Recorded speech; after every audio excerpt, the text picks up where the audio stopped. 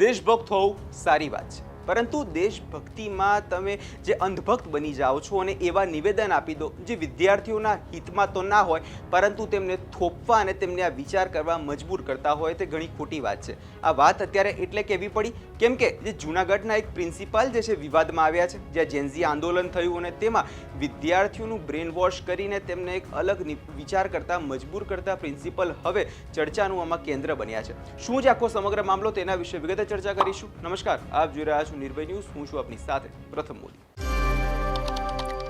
દેશભરમાં જેનઝી અને યુવા વર્ગ જે છે રસ્તા પર આવી ગયો। દિલ્હીના જંતર મંતરમાં આપણે જોયું જે આખું ઉગ્ર વિરોધ પ્રદર્શન થયું અને તેની અંદર ક્યાંક ને ક્યાંક યુવા વર્ગની જીત થઈ। જેનઝી આંદોલનમાં છેલ્લે પૂર્ણાહુતિ એ રીતે થઈ કે ધર્મેન્દ્ર પ્રધાને રાજીનામું આપવું પડ્યું, પરંતુ આની અસર ગુજરાતમાં તો જોવા ના મળી। ગુજરાતમાં બીજા દિવસે પેપર જે છે ફૂટી ગયું, પરંતુ આની સાથે સાથે જૂનાગઢના એક જે પ્રિન્સિપાલ છે તેમના દ્વારા એક નિવેદન આપવામાં આવ્યું અને કહી દેવામાં આવ્યું કે આ તો દેશ વિરોધી કૃત્ય છે, રાષ્ટ્રહિતની આમાં વાત જ નથી આવતી। આ લોકોને તો વિદેશ દ્વારા ફંડિંગ જે છે કરવામાં આવે છે, આવા નિવેદનો આપવામાં આવ્યા। આખી જો ચર્ચાની વાત કરું તો MM ઘોડાસરા મહિલા કોલેજના પ્રિન્સિપાલ અને નરસિંહ મહેતા યુનિવર્સિટીના સિન્ડિકેટના સભ્ય દિનેશ ડઢાણિયા આ આખા મામલાને લઈ વિવાદમાં આવ્યા હતા। સાહેબ દ્વારા જે નિવેદન આપવામાં આવ્યું એના પછી જે આખો આ મામલો જે છે ગરમાયો હતો, એમના દ્વારા સોશિયલ મીડિયા પર લોકોએ તેમને ટ્રોલ પણ કર્યા હતા કેમ કે આ આખા તમે જ્યારે પ્રિન્સિપલ છો, એક પદ ઉપર બેઠા છો, ત્યારે સારું બોલવું અને વિદ્યાર્થીઓને સારી સલાહ આપવી તે તમારું કર્તવ્ય છે, ના કે તેમને ભ્રમિત કરવા। તમે દેશભક્ત છો પરંતુ દેશભક્તિમાં એવા અંધ પણ ના બનવું કે વિદ્યાર્થીઓ જે યુવા વર્ગ છે તે જે પાયો કહેવાય છે દેશનો, એ જ તમારે એમને ખોટો પાડવો। હવે આ મામલાને લઈ સોશિયલ મીડિયા પર સાહેબ દ્વારા જે વિડીયો મૂકવામાં આવ્યો હતો એ વિડીયો પણ અમે તમને બતાવીશું, પરંતુ અત્યારે સાથે એ સોશિયલ મીડિયા પર આખા જે છે ટ્રોલ કરવામાં આવી રહ્યા છે। દિનેશ ડઢાણિયાનું આ સોશિયલ મીડિયા આઈડી છે અને તેમાં લોકો દ્વારા કહેવામાં આવે છે કે દિનેશ ડઢાણિયા કેમ સાહેબ વિડીયો ઓલો ડિલીટ કરી રાખ્યો, રેસ તમારા બસ પહોંચી નહીં કરી લીધી, જે નામ લખવામાં આવ્યું છે ને તમારા સાહેબે તો વિડીયો ડિલીટ કરવો પડ્યો। મિત્રશ્રી સાહેબને કહો કે પાછો મૂકે વિડીયો જરાક। સૌ પહેલા જે આખા મામલે સાહેબ જે ટ્રોલ થઈ રહ્યા છે એ વિડીયો એકવાર જોઈ લઈએ। તમે જાણતા હશો કે દેશમાં અત્યારે એક કટોકટીની પરિસ્થિતિ ઊભી થઈ છે।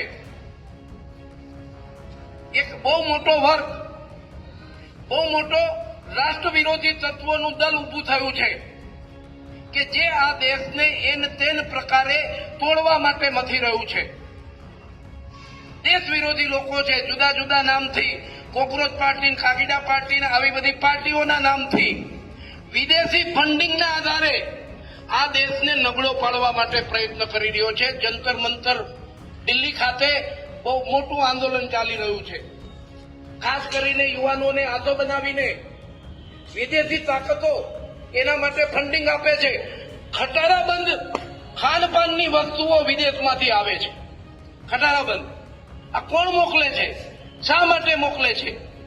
આ એક બહુ ગંભીર પ્રશ્ન છે। આ દેશમાં બહુ સમય પછી એક પ્રબળ ઈચ્છા શક્તિ વાળી સ્થિર સરકાર પ્રાપ્ત થઈ છે, એને અસ્થિર કરવા માટે પ્રયત્નો કરી રહ્યા છે આ તત્વો। એટલે ખાસ કરીને દેશના યુવાનોએ આ વિષયને બરાબર સમજવો જોઈએ। નીટનું પેપર લીક થયું ગંભીર બાબત છે, જે કઈ દોષિતો હોય એને સજા થવી જોઈએ। ફરીથી નીટ લેવાય, રિઝલ્ટ આવી ગયું, એ વિદ્યાર્થીઓ પોતપોતાના અભ્યાસમાં પણ જતા રહ્યા, પણ એના નામ પર આ NEET exam, NEET paper leak થયું છે, એને આગળ કરીને ખાસ કરીને આ પ્રકારના રાષ્ટ્રને તોડનારા તત્વો, રાષ્ટ્રને ખોખલો કરનારા તત્વો બહુ મોટું આંદોલન ચલાવી રહ્યા છે। એની આપણને સૌને ખબર હોવી જોઈએ। જે સ્થિતિ બાંગ્લાદેશની થઈ છે, જે સ્થિતિ નેપાળની થઈ છે, એ સ્થિતિ ભારતની કરવા માટે પ્રયત્નો આ લોકો કરી રહ્યા છે। આપણા માટે રાષ્ટ્ર પ્રથમ છે।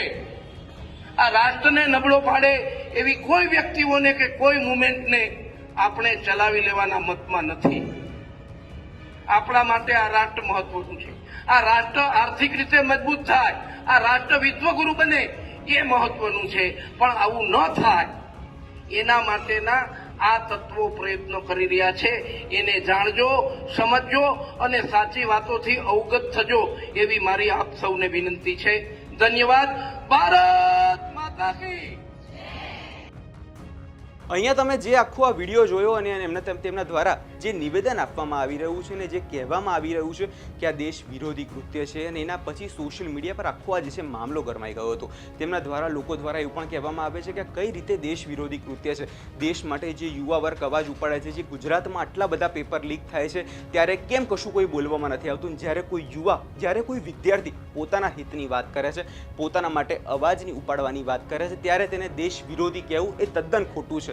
હવે જ્યારે આ ભગત છે, હવે આ ભગત દ્વારા આ જે નિવેદન તો આપી દેવામાં આવ્યું, પરંતુ જ્યારે ખબર પડી કે હવે તેમની જ પાર્ટી અને જેને સમર્થન કરી રહ્યા છે, જે દેશ વિરોધી કહી રહ્યા છે, એ લોકોએ જ તેમના જે પ્રધાન ધર્મેન્દ્ર પ્રધાનનું રાજીનામું લઈ લીધું, અને એના પછી હવે સાહેબ દ્વારા આ મામલે ચોખવટ પણ જે છે કરવામાં આવી છે. સૌ પહેલા એ જ્યારે નવો વિડીયો તેમના દ્વારા બનાવવામાં આવ્યો, એ વિડીયો એકવાર જોઈ લઈએ.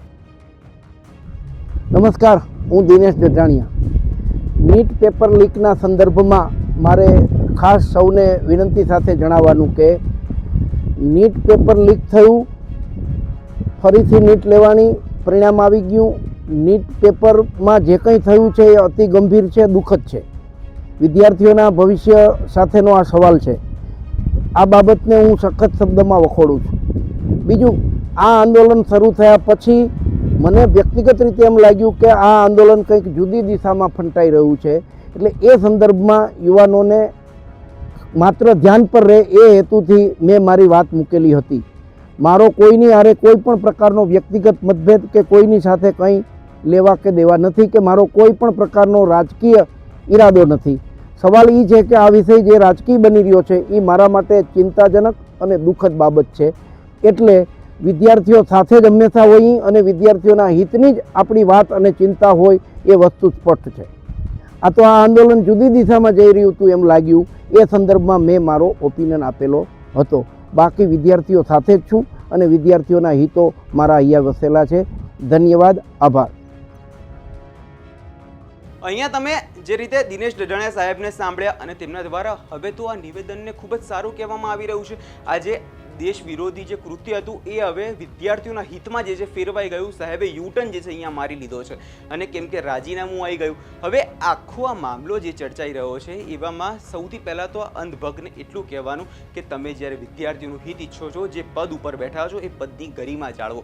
જ્યારે તમે પ્રિન્સિપાલ છો, જ્યારે બોલતા હોવ છો, ત્યારે 100થી વધારે વિદ્યાર્થીઓ તમારી સામે ઊભા છે અને તમને સાંભળી રહ્યા છે. અને એવામાં જ્યારે તમારું આવું નિવેદન આવવું તે કદાચ લોકોને ભ્રમિત કરી શકે છે. હવે જોવાનું આગામી દિવસોમાં એ રહેશે કે હવે આજે આ રીતે મામલો જે ચર્ચાઈ રહ્યો છે એમાં સાહેબ બીજી વાર હવે સુધરે છે કે નહીં. તમને શું લાગે છે કમેન્ટ બોક્સમાં ચોક્કસથી જણાવજો, અને અમારી ચેનલ નિર્ભય ન્યૂઝને લાઇક, શેર અને સબસ્ક્રાઇબ કરવાનું ભૂલશો નહીં.